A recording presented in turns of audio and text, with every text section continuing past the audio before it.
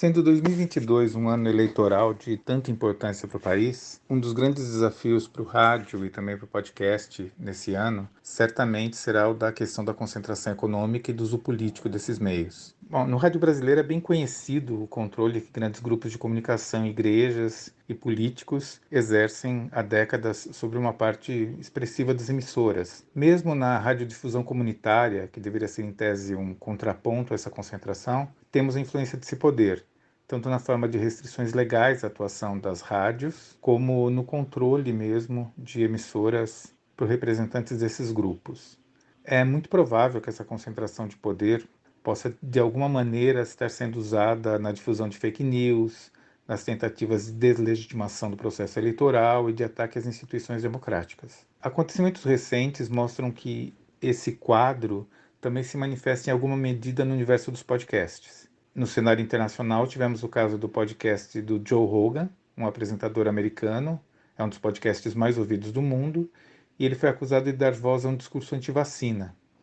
Anteriormente, ele já havia dado espaço a figuras da extrema-direita norte-americana, levando ao podcast teorias da conspiração, discursos antidemocráticos. Ele também é acusado de usar frequentemente nos programas expressões de cunho racista. No Brasil, tivemos há pouco tempo também o caso do apresentador de um podcast bastante popular, o Flow, que defendeu a existência de um partido nazista brasileiro.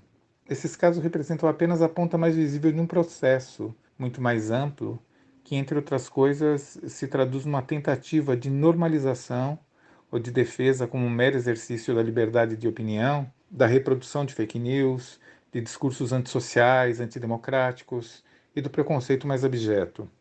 Como agravante, no caso dos podcasts, temos também esse grande investimento que algumas empresas do setor de tecnologia, especialmente Spotify, têm feito no sentido de controlar um espaço que até agora era muito mais aberto para a circulação de programas. O podcast do Joe Rogan, por exemplo, é disponibilizado exclusivamente por essa plataforma e estima-se que ela pagou por volta de 100 milhões de dólares por esse privilégio.